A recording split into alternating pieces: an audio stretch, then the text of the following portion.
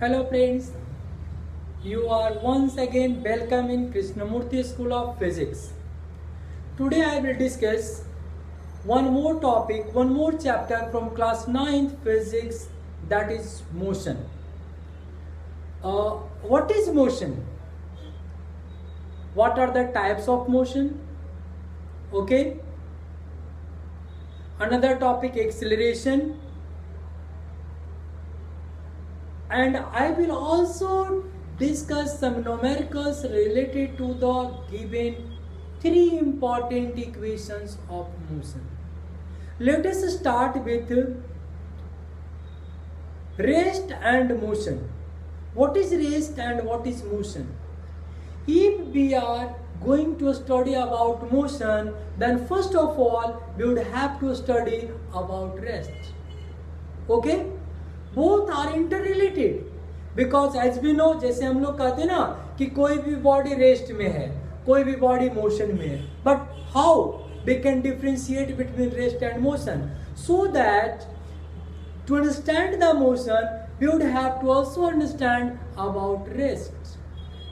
ठीक है, तो सबसे पहले रेस्ट और मोशन को हम एक छोटे से एग्जांपल लेकर समझने की कोशिश करते हैं. Okay, motion.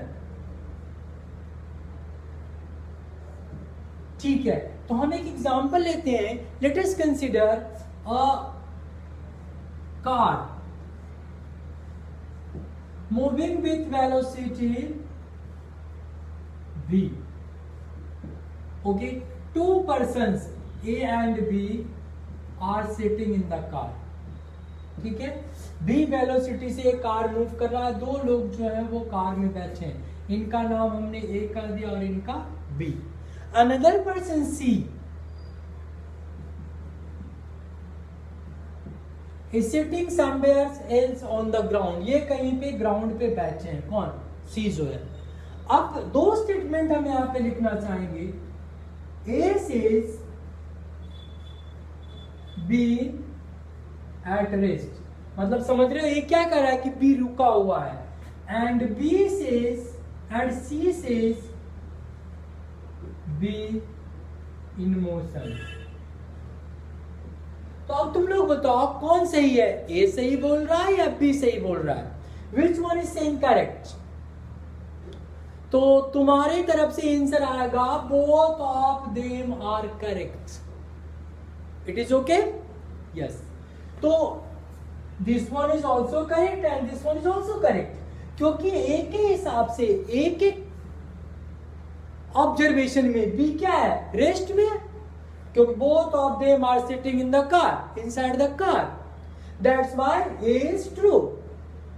And another case C, if C is sitting somewhere else on the ground and car is moving with velocity b, then C can say both and A and B are in motion. Then both of them are correct.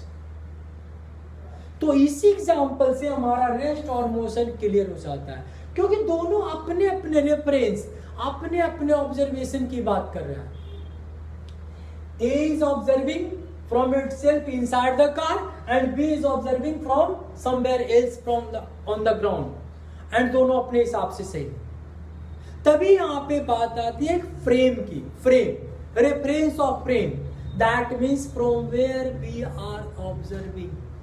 that is from where someone observing, कहां से observe कर रहा है और उसके observation के हिसाब से बॉडी मूव कर रहा है या रेस्ट में, तब वो बता सकता है कि पर्टिकुलर बॉडी इन रेस्ट और इन मोशन. तो that's depend upon what? Reference of frame, that is point of observation.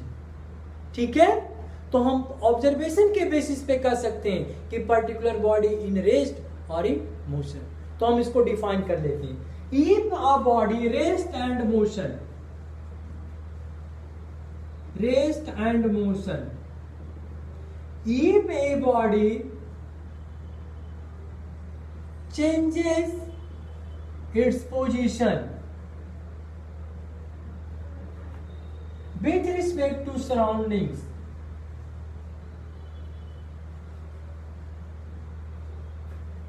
surroundings. said to be in motion.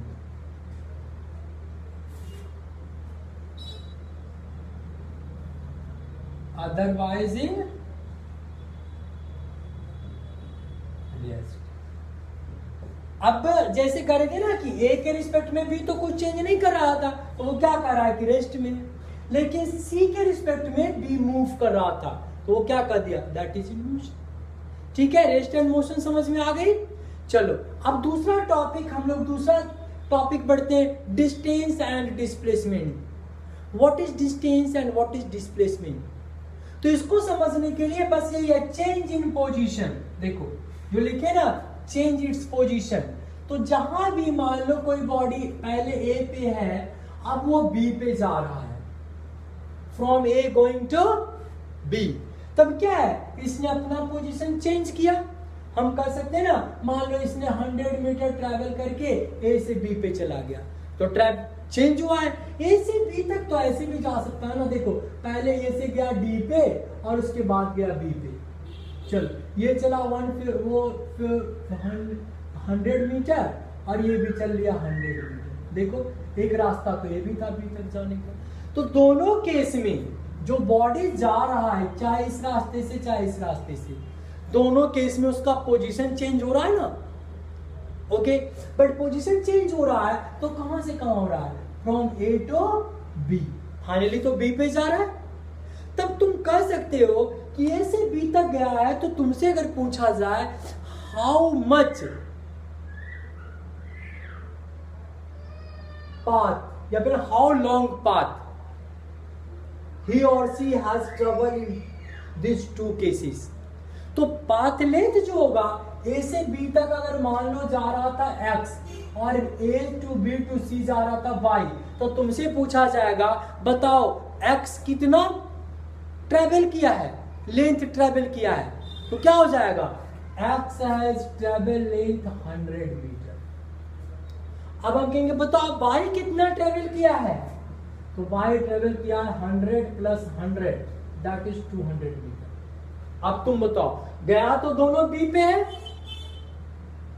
Both of them reached to final point B, but पहला travel किया है 200 metre और दूसरा travel किया है 100 metre. अब हम कह सकते हैं बताओ कोई तीसरा रास्ता है जो बी पे जाया जा सकता है, तब तुम कहोगे there are so many path. हम ऐसे भी जा सकते हैं घूम के बी पे, ऐसे भी जा सकते हैं, ऐसे भी जा सकते हैं, लेकिन क्या कोई और पाथ है जो 100 मीटर से भी कम में ले जाए, नो. तो यहीं से हमारा कंसेप्ट मिलता है डिस्टेंस एंड डिस्प्लेसमेंट का. What is actual distance and what is actual displacement. Okay, just 1 minute.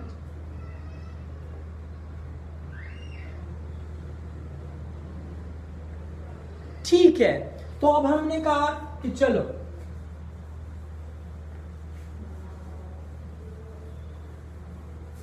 Distance और डिस्प्लेसमेंट की बात की हमने. तो डिस्टेंस क्या है, just length of line joining from initial point to final point. कोई एक स्ट्रेट लाइन जो हम लोग ज्वाइन कर देते हैं इनिशियल से फाइनल तक, वो क्या दे देता है, displacement. And any other path length will be distance. Okay, तो हम ये भी कह सकते हैं कि displacement is the shortest distance. Distance का जो सबसे छोटा पार्ट है दैट इज द डिस्प्लेसमेंट. ठीक है, अब इसको हम डिफाइन करके लिख देते हैं. Displacement length of line joining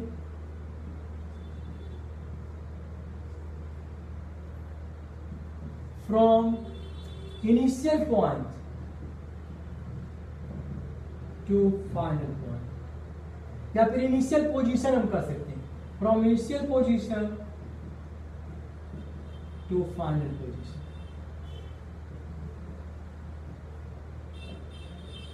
position is called displacement.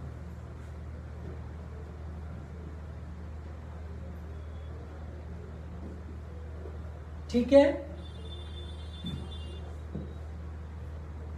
And actual path length, distance क्या हो गया, कोई सा भी पाथ लेंथ ए से बी तक जाने के लिए जो कि हम चूज कर रहे हैं वो हमारा कहला जाएगा डिस्टेंस। ठीक है, तो हम इन दोनों को कंपेयर करके भी लिख देते हैं, distance and displacement, differences between distance and displacement. और इसके बाद इस पे हम एक दो न्यूमेरिकल कर लेते हैं, देखते हैं। तो हम इधर लिख देते हैं डिस्टेंस और इधर लिख देते हैं डिस्प्लेसमेंट। छोटा छोटा बिल्कुल, इसको हम लिखते हैं actual path length.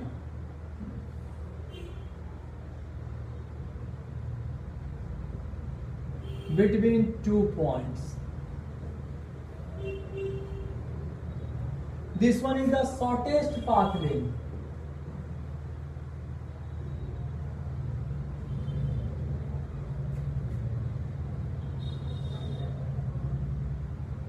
Between 2 points. आ रही बात समझ में? This one is a scalar quantity.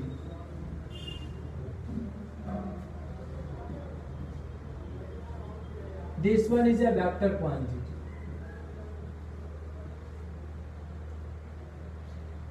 अब स्केलर वेक्टर क्या होता है? तो physical quantity having magnitude as well as direction is called vector quantity. देख रहे इसमें क्या था, line joining initial to final, एक डायरेक्शन मिलेगा, बट यहाँ कोई वो मतलब नहीं है, कैसे भी हम बी पे जा सकते हैं, दैट इज स्केलर क्वांटिटी। तीसरा क्या हो जाता है, मे हैव वैल्यू या may be positive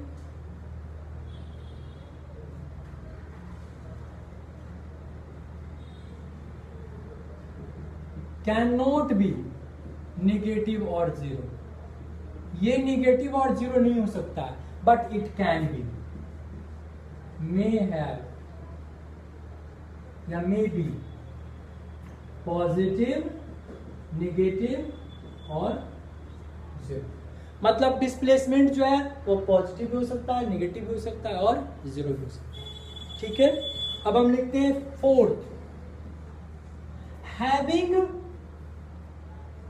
infinite value between 2 points, या फिर मे हैव हम लिख दें तो ज्यादा अच्छा है। इसकी इनफाइनाइट वैल्यू हो सकती है। अभी देखे थे ना, मान लो ए से बी अगर हमें जाना है तो हम कैसे भी जा सकते हैं, ऐसे ऐसे, इधर इधर, किधर भी जाओ, कैसे भी जाओ, इनफाइनाइट वैल्यू हो सकता है। लेकिन सबसे जो छोटा होगा that is unique value, having unique value यानी सिंगल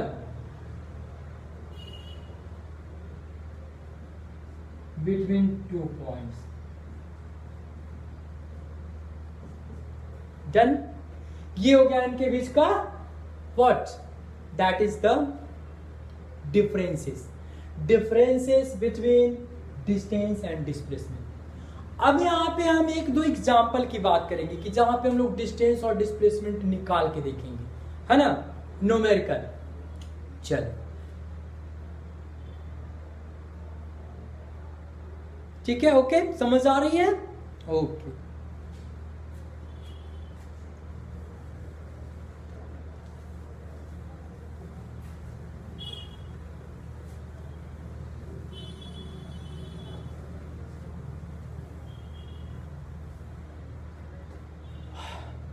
नाउ अब एक हम एग्जाम्पल लेते हैं, जैसे देखो, a car goes from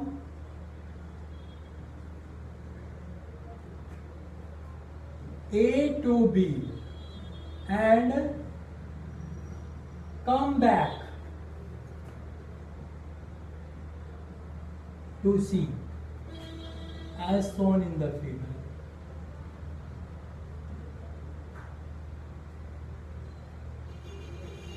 Find distance and displacement.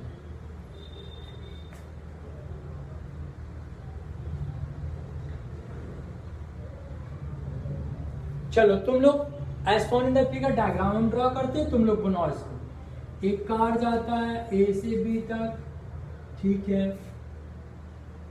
ए से बी तक गया, ठीक है, ए से बी तक का डिस्टेंस मान लो 400 किलोमीटर, ठीक है।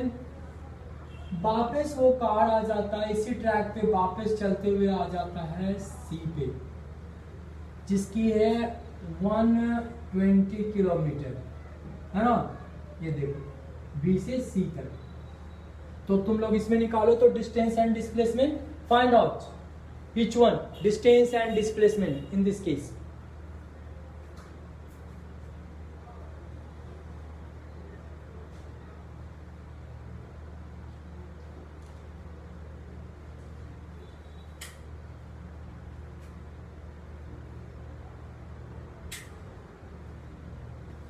ओके, अब यहाँ पे हम लोग क्या करेंगे, सबसे पहले देखेंगे कि एक्चुअल पाथ लेंथ, मतलब टोटल कार कितना चला, that is the distance.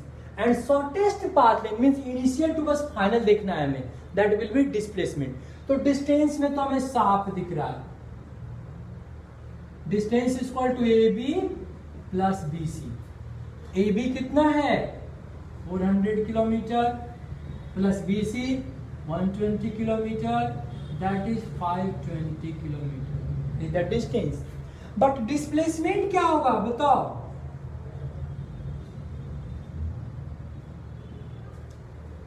AC only, line joining from A to C, and that is the AB minus BC। हमारा हो गया 400 minus 120 kilometre, that is 380 kilometre. आ रही बात समझ, डिस्टेंस और डिस्प्लेसमेंट सबको क्लियर है? Yes, this is the distance and this is the actual path length and shortest path length, that is line joining from initial position to final position. One more question for your work practice, लिखो, just write down.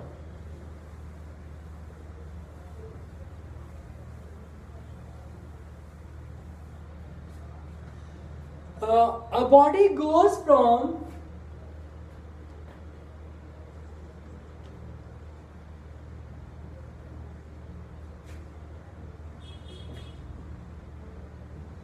A to B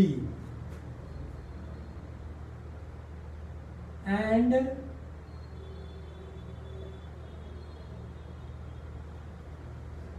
A to B to C and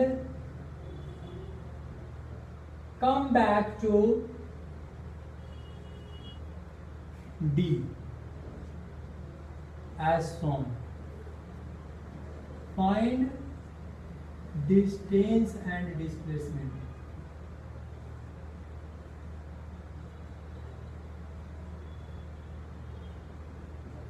ठीक है, तो हम देखते हैं, देखो A से पहले B पे जा रहा है, B से वो C पे चला गया और C से वापस आ गया है कहां पे, D पे। ये तो A B C और ये हो गया हमारा C D।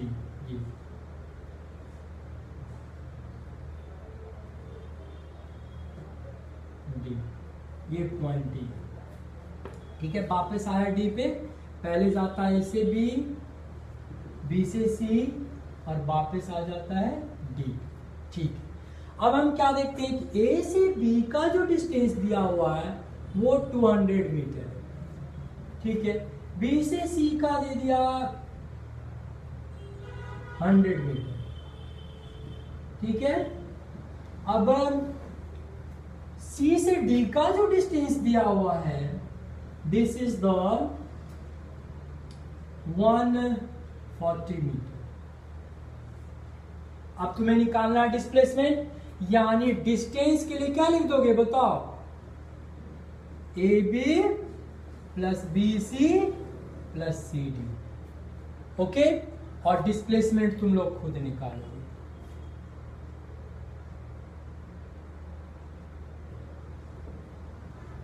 Done. Do yourself. ठीक है, आसान सा सवाल है, हो जाएगा। अब हम लोग दूसरे टॉपिक में बढ़ते हैं, that is the speed and velocity. दूसरा टॉपिक क्या है? Speed and velocity.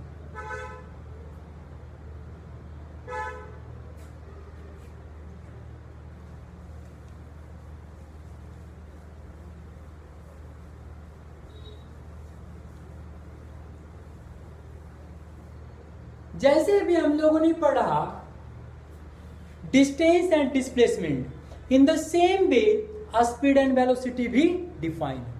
ठीक है, कैसे? देखो, जब हम कहते हैं ना कि अगर कोई बॉडी मान लो ए से बी तक जा रहा होगा, ए से बी तक जा रहा होगा, ठीक है, बी से वो वापस सी तक आ रहा है, ठीक है, तो इस सारे केसेस में समय तो लग रहा होगा ना। तो वही चीज है, अगर स्पीड की हम लोग बात करते हैं, speed is the distance upon time and velocity is the displacement upon time.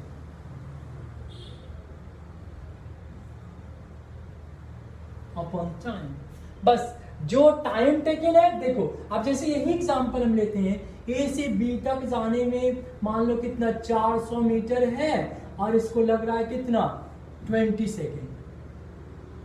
ठीक है, बी से सी तक आने में 100 मीटर है और इसको लग रहा है 10 सेकेंड। ठीक है, तो अब देखो टोटल टाइम क्या लग गया है। हम पहले डिस्टेंस निकाल लेते हैं, यहाँ तो डिस्टेंस तो निकालना ही पड़ेगा। क्या हो जाएगा? A B plus B C कितना हो गया बताओ?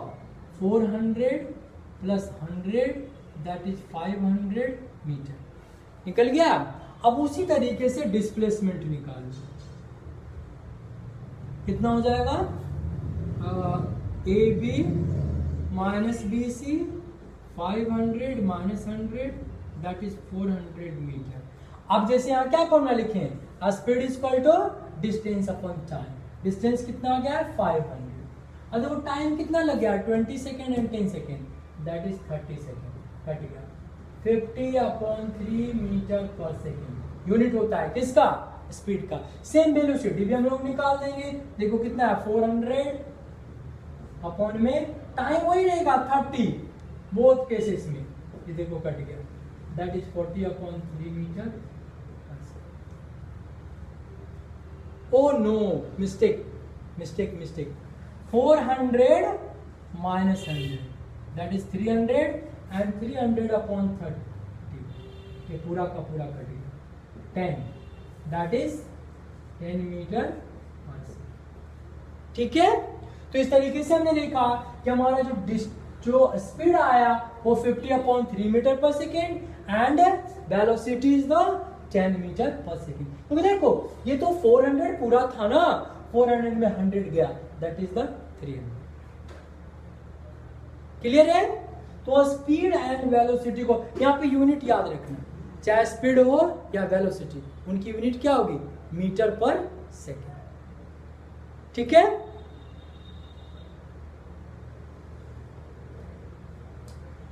आप इसके बाद स्पीड एंड वेलोसिटी के बाद टाइप ऑफ मोशन की हम लोग बात करेंगे। ठीक है, टाइप ऑफ मोशन।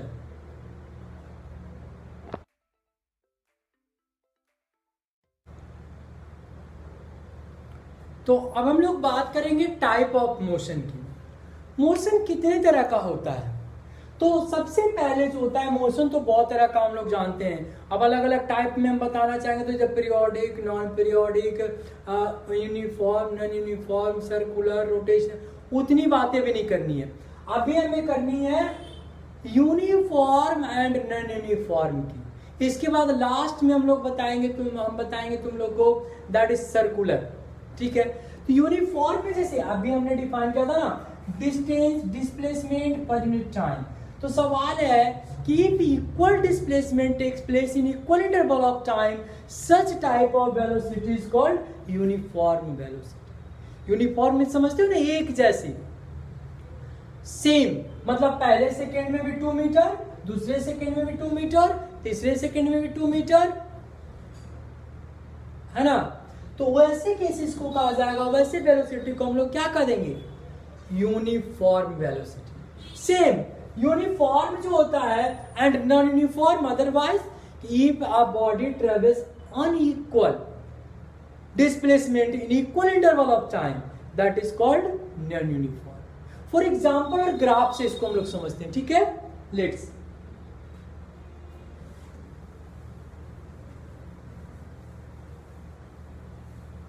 अब ग्राफिकली इसको देखो, हम क्या कहते हैं कि चलो कोई एक बॉडी है, इधर हम एक ग्राफ खींच देते हैं, this one is the time axis oh, this one is the displacement axis, ठीक है। हमने इधर लिया time 1 2 3 4, 1 second 2 second 3 second 4 second time, और इधर हम ले लेते हैं डिस्प्लेसमेंट। पहले में कितना था, 10 20 20 30 40। अब तुम कह सकते हो कि जब हम यहाँ पे ग्राफ खींचेंगे, देखो इधर से इधर जाएंगे, यहाँ से इधर मिला देंगे, ये इंटरसेक्टिंग पॉइंट है। सिमिलरली इधर से इधर चलो, इसको यहाँ से मिला दो, फिर से ये यहाँ जाए, ग्राफिकल टेबल पे इजी होगा। ये देखो, ये यहाँ से ये यहाँ। अब तुम कह सकते हो ना कि हर एक इंटरसेक्टिंग पॉइंट को अगर हम मिलाते हैं यहाँ पे, तो हमें क्या मिलता है, there is a straight line, ठीक है। तो ये कह सकते हो। हमें से देखो किसी भी इंटरवल की अगर हम बात करें, चाहे वो फर्स्ट से सेकंड हो, सेकंड से थर्ड हो, थर्ड से फोर्थ हो, हर एक केस में हमारा क्या होगा, जो डिस्टेंस ट्रेवल है, वेलोसिटी है, वो सेम मिलेगा। जैसे देखो v1 equal to s1 upon t1, क्या मिलता है, देखो 10 अपॉन 1 दैट इज 10। दूसरा में v2 s2 upon t2 that is 20 upon 2, कितना है 10।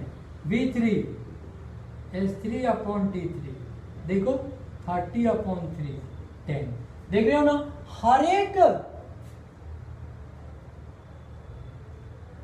एक इंटरवल में हमारी वेलोसिटी क्या आ रही है, 10 मीटर पर सेकेंड। और अगर हम ये करें कि डिस्प्लेसमेंट की बात करें, तो देखो पहला सेकंड में 10 है, 2 सेकंड में 20, यानी अगले सेकंड में फिर 10 ही हुआ ना, 10 metre again 10 metre again 10 metre again 10 metre. देखो तब ये कैसा कहलाएगा, यूनिफॉर्म। और इसी में हम कह दें कि बॉडी अनइक्वल डिस्प्लेसमेंट, यानी पहला सेकंड में तो चला था 10 मीटर, दूसरे सेकंड में मान लो चल लिया हो डायरेक्ट 30 मीटर। देखो ये केस आ गया। तीसरे सेकंड में कुछ और आगे, तो ये ग्राफ जब हम मिलाना चाहेंगे, ये ग्राफ सीधे नहीं मिलेगा, है ना। ये ग्राफ देखो यहां से बेंड कर जाएगा ऐसे, और आगे और बेंड करेगा, तो ये ग्राफ कहला जाएगा नॉन यूनिफॉर्म, है ना। उसका ग्राफ स्ट्रेट नहीं जाएगा, क्योंकि देखो ये जो ग्राफ हमने खींचा है 1 मिनट, ये तो थर्ड सेकेंड की ग्राफ है ना। देखो अब ये ग्राफ कुछ इस तरीके से आएगा, वेट, दूसरे सेकेंड में वो 30 चला गया। देखिए ये ग्राफ देख रहे हो, तो यहां से ग्राफ सीधे तो जाएगा नहीं, यहां से बेंड कर जाएगा, है ना ये ग्राफ। तो ये कहला जाएगा नॉन यूनिफॉर्म, ठीक है। तो uniform velocity and non uniform velocity, आ गई बात समझ। अब यूनिफॉर्म, ये एक्सेलरेशन के लिए भी डिफाइन होता है, एक्सेलरेशन बताएंगे। अब एक तीसरा टर्म हम यहाँ पे बताते हैं, एक्सेलरेशन। तो एक्सेलरेशन को पहले डिफाइन करते हैं, after that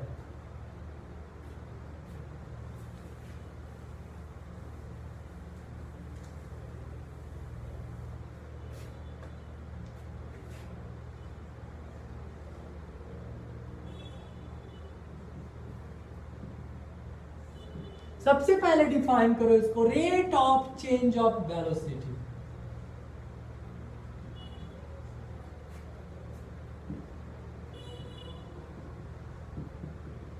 is called acceleration।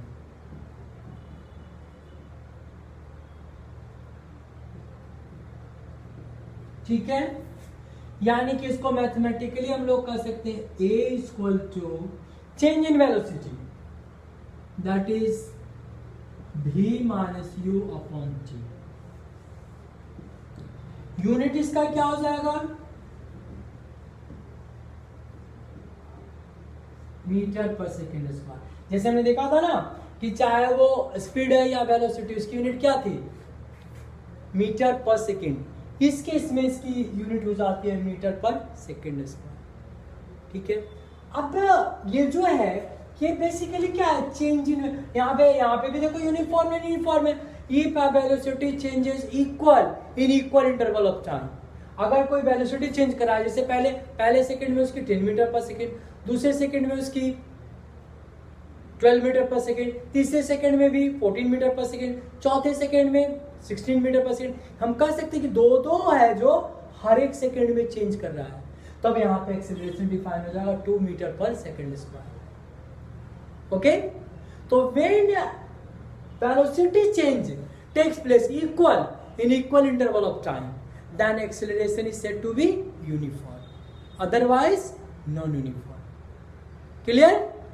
अब एक एग्जांपल देख लेते हैं इसका.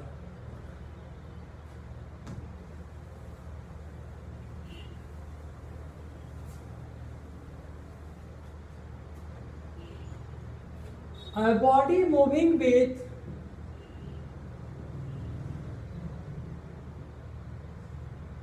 velocity 10 meter per second. After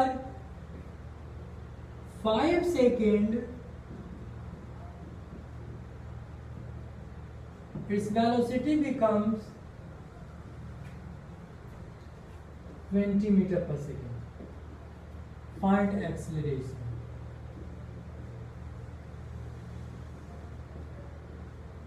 अब देखो यहां पे हम क्या कर सकते हैं, ए तो हमें निकालना है.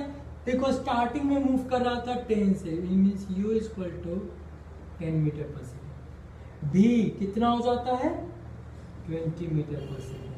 टाइम क्या लगा इसको 5 सेकेंड. तो हम फॉर्मूला लगा लेते हैं.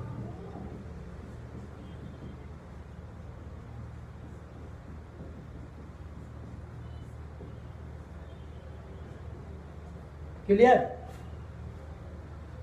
एक्सेलरेशन क्या निकल के आया 2 metre per second square is the acceleration of the given body. Clear.